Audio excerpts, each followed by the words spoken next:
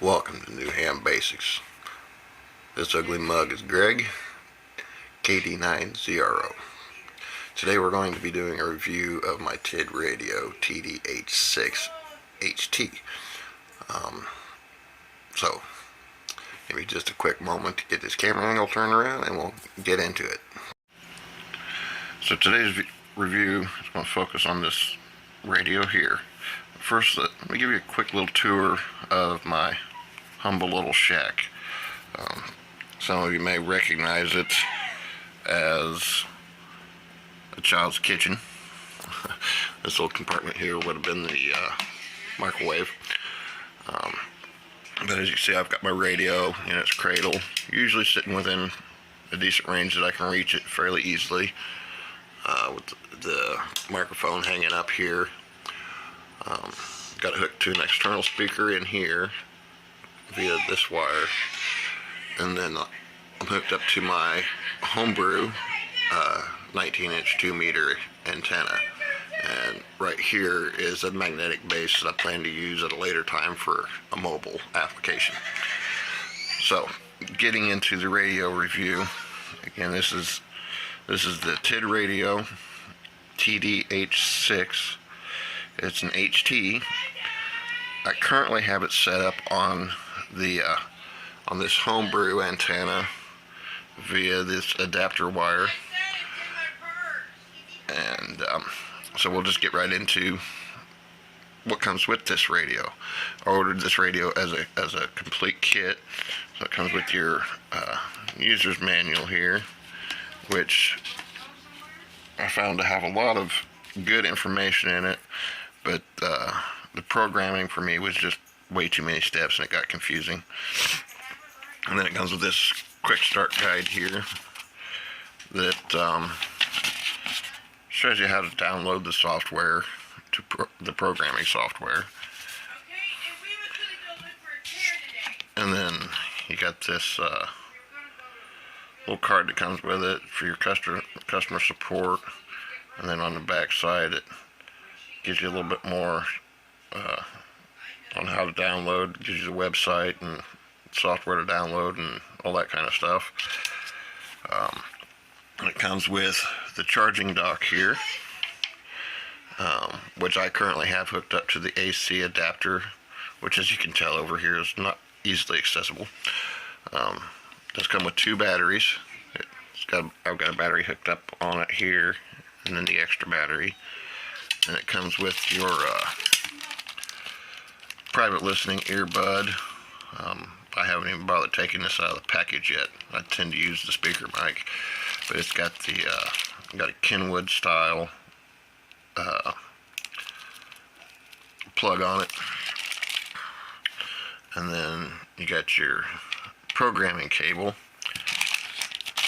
also with the Kenwood style plug. It's a USB cable. The stock rubber duck antenna, which, as you can tell, I've never used. And then it has a 771, I believe it's a 15-inch antenna, which is the antenna I primarily use when I'm mobile. And your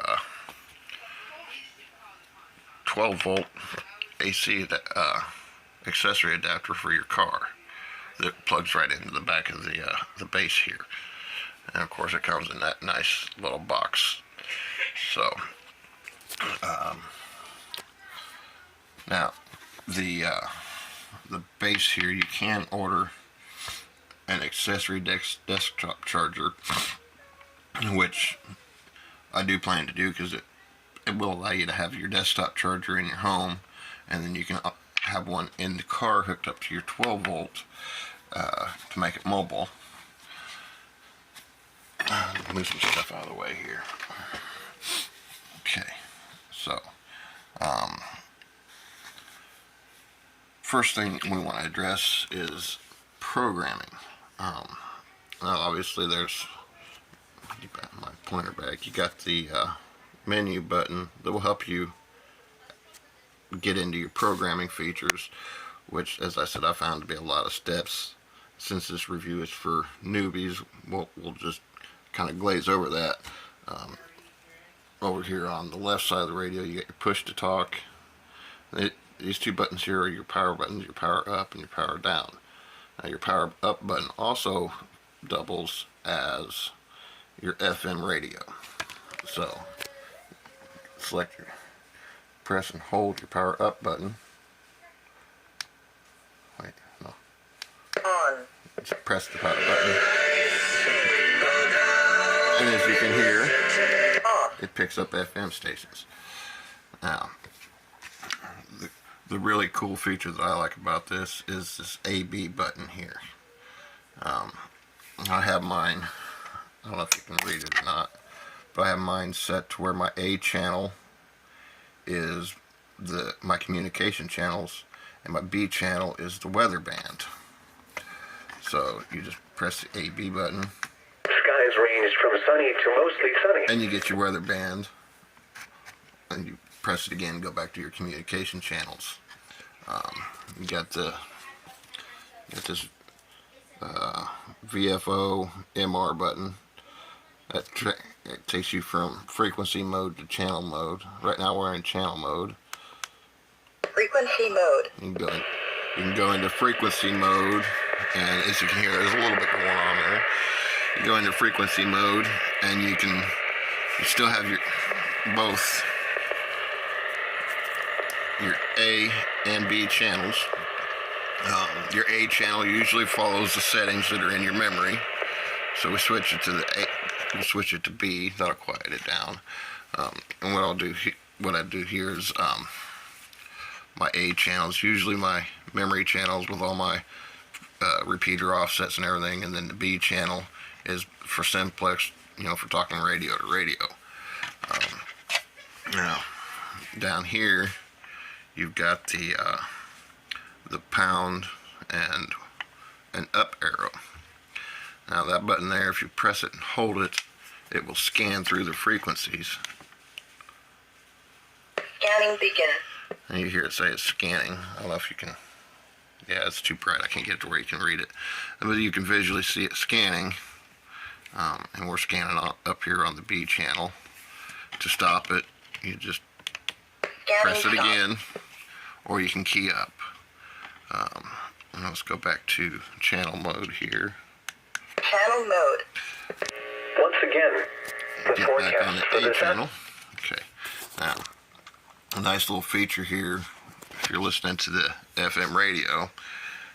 If you're listening to FM radio and a communication comes through, or you need to make a communication, it automatically switches.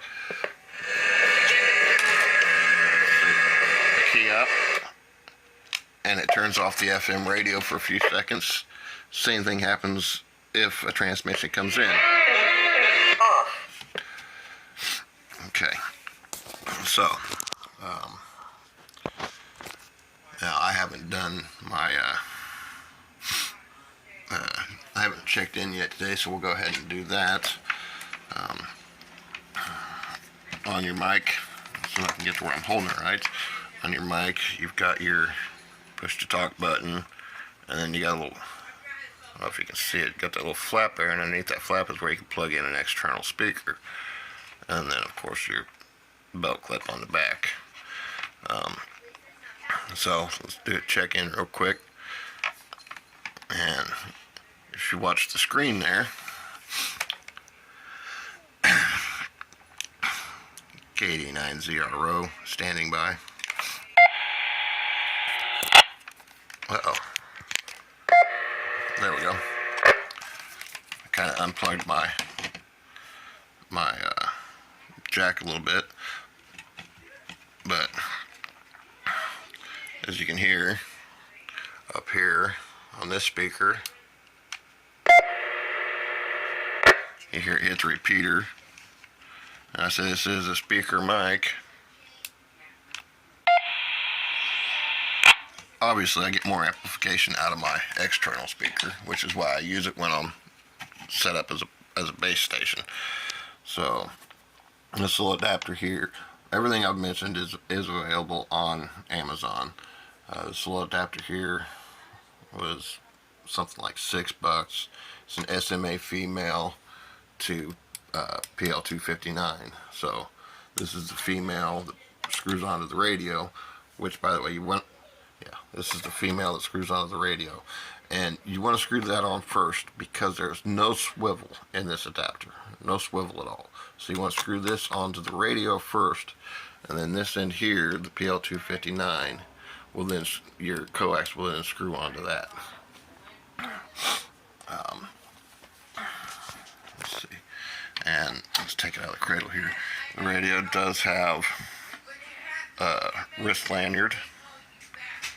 As you can see here, it's kind of hard to do this stuff one-handed, but it's got the wrist lanyard and a belt clip. Now this belt clip is easier. This belt clip is easier to put on if you take the battery out of it. Reason being is there's already so much pressure built into this clip that it makes it difficult to screw it on with the battery in. You need that little bit of extra space.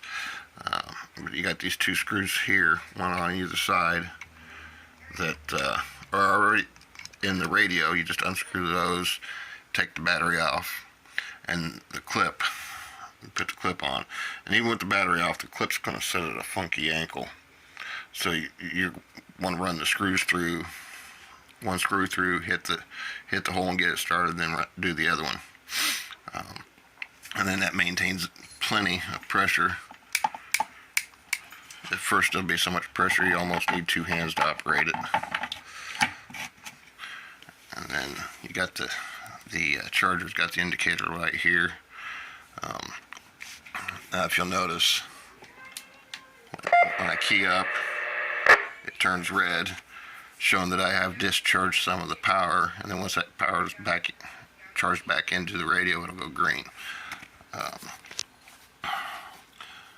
So let's see. There are a few things in the menu. I can't exactly show you because the camera's not picking up on it. But there are a few things under the menu button that you will be interested in as a new operator. Mainly your squelch.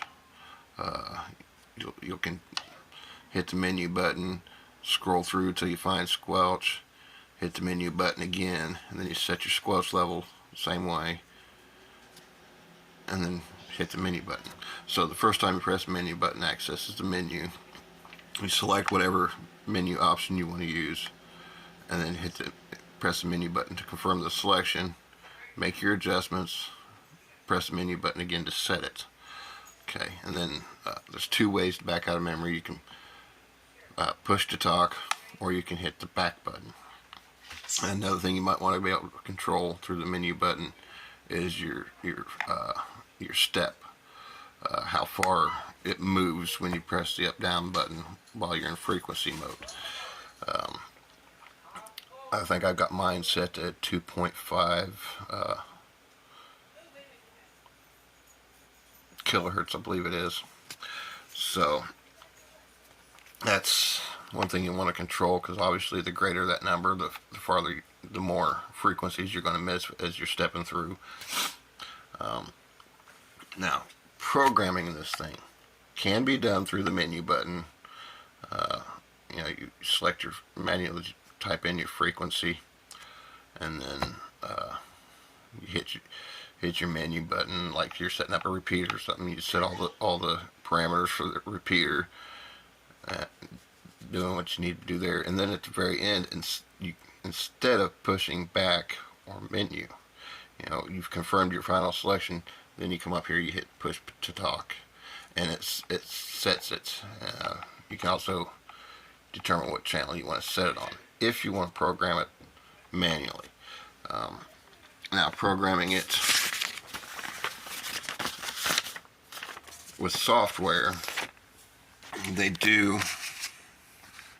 let's see if I can get it to focus. Yeah, they do give you instructions for downloading Chirp. Now, this radio is no longer compatible with Chirp. So what I did was I downloaded Chirp and found out that it wasn't compatible with Chirp, but Chirp is still handy for you. Then I went and I downloaded the manufacturer software, and I used Chirp to get information like my local weather channels and things like that, and I copy and pasted that information into the manufacturer software.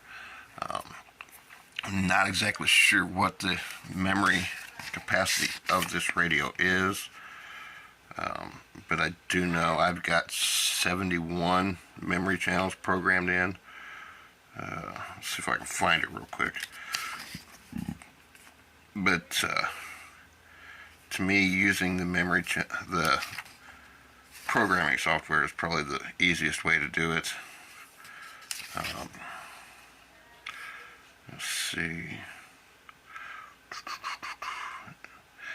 It's got 50. Let's see if I can get it down here. Okay, see, we've got 50 CCTS tones and 210 DCS tones. Those CTCS tones are going to be what you need for programming. Repeaters does have an emergency SOS function, which I forgot to point out. This orange button here. Now, a lot of times we call that the do not touch. That was my repeater identification coming in. We'll call this the do not touch button. And the reason being, even in a true emergency situation, you don't want that tone playing over the information you're trying to broadcast. Get this to focus in again. Okay. I'm looking for exactly how many channels it's got memory. I don't think it actually tells me.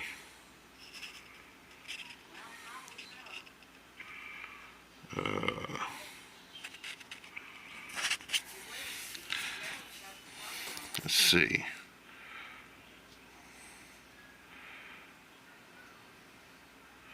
No, I don't see where it says how many channel, what its memory capacity is. But now, these batteries, they are rated for 20 hours standby, 14 hours active.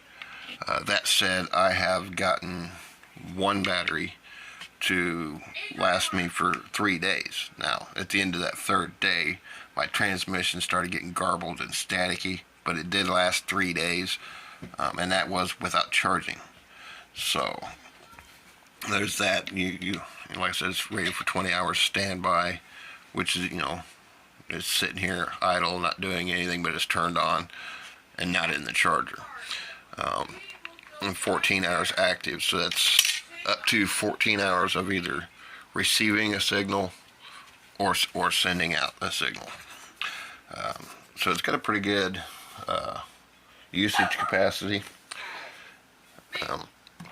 It's been a really, really good radio for me as a startup radio. As I said, this is a very humble little shack I've got set up here. I am a general.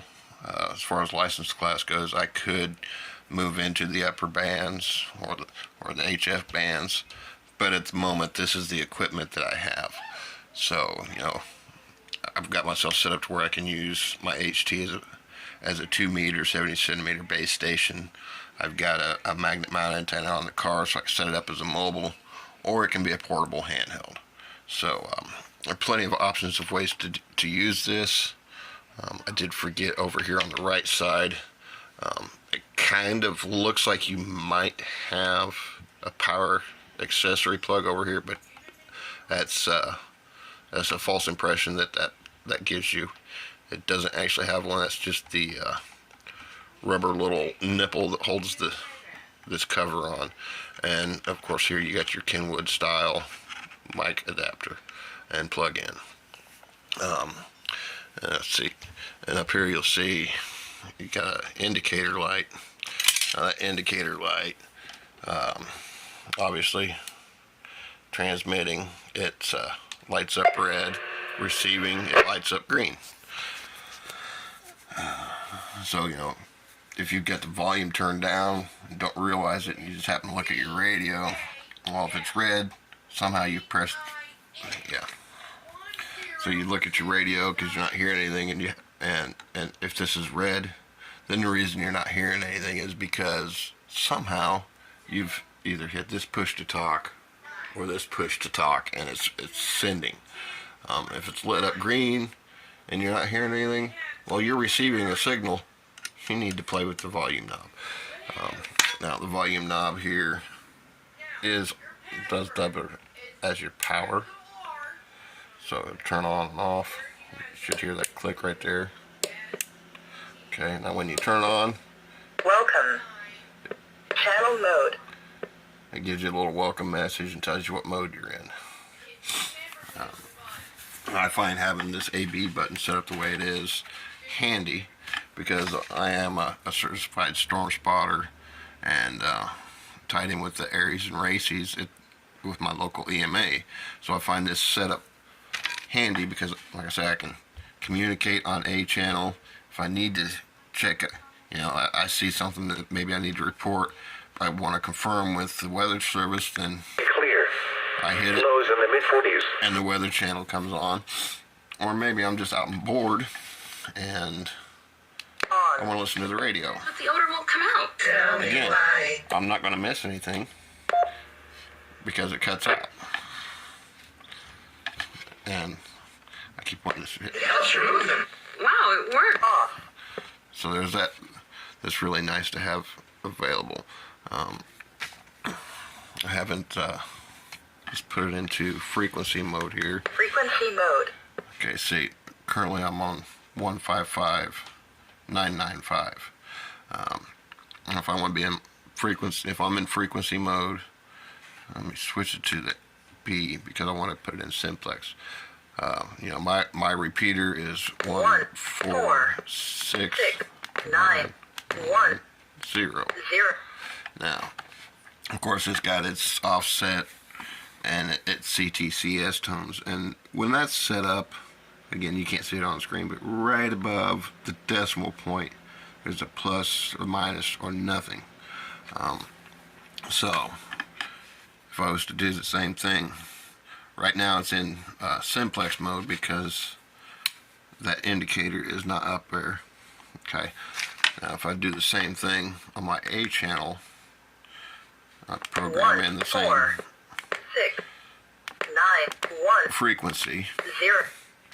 well then my plus offset shows up, and that tells me it's going to access the repeater from there, which you don't always hear through the speaker for some reason. I had an issue with that. At first it worked great, but now it doesn't seem to. And whereas here, if I key up, again, for some reason you don't hear it, but if I key up, it doesn't access the repeater. I may have messed something up in the settings Orbit 40 in Danville, Illinois. when I did that. So I got to check my settings and find out. I might have put a receive tone on it or something. So I may have messed up something in the menu when it comes to being in frequency mode. It's been a handy little radio. I have, via the use of the repeater, gotten more than a 20-mile range out of it. And that's accessing a repeater about 8 miles away. So there's always that. The repeater that I use most frequently is less than a mile away from my house, kind of a couple hundred. I don't want to say a couple hundred feet. That's wrong. A couple of blocks away from my house, actually. So I don't have any issue hitting the repeater. But when I go mobile, our club has, I believe, 3 or 4 repeaters. So I got various repeaters I can access. Hitting one that's not as frequently used was how I was able to get the over 20 mile range out of this radio. Like I said, I know that repeater's pretty close to 8 miles away, and then it bounced to a distance of over 20 miles. I think it was 26 and some change. So the radio does do fairly decent. Another thing I needed to point out, so I find my pointer again, is got your, this one's most frequently going to be used to set your power setting, and right above the ones, just off to the left a little bit, there's a little H or L indicator. Low power, you're running about, I believe, about 3 watts, but I'm going to go ahead and say 1 just to be on the safe side. High power, its radio is rated for 10 watts, but it actually only does 8 watts on high power. So there's a lot of capability with this small little radio. I found it nice and handy. Found it to be a pretty good radio. You're not, by default, range-wise, considering its line of sight, you're not doing a whole lot better in simplex mode than a CB. But it's a lot quieter, meaning it's easier to communicate with. Now when you're operating off of repeaters, the range it gets really good. I mean, you can talk across town, radio to radio. You can talk across, depending on how the repeater network is set up, you can talk across counties.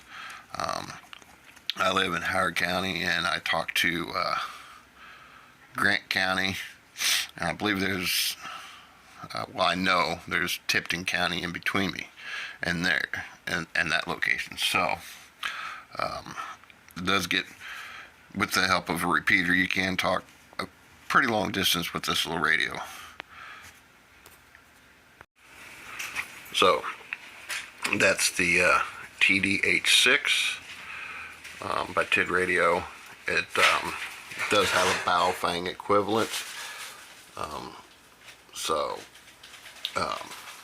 I'm not sure what that equivalent is, but in the description below I'll have the links to the products that I mentioned, the radio, the jumper, excuse me, and the accessory charging dock.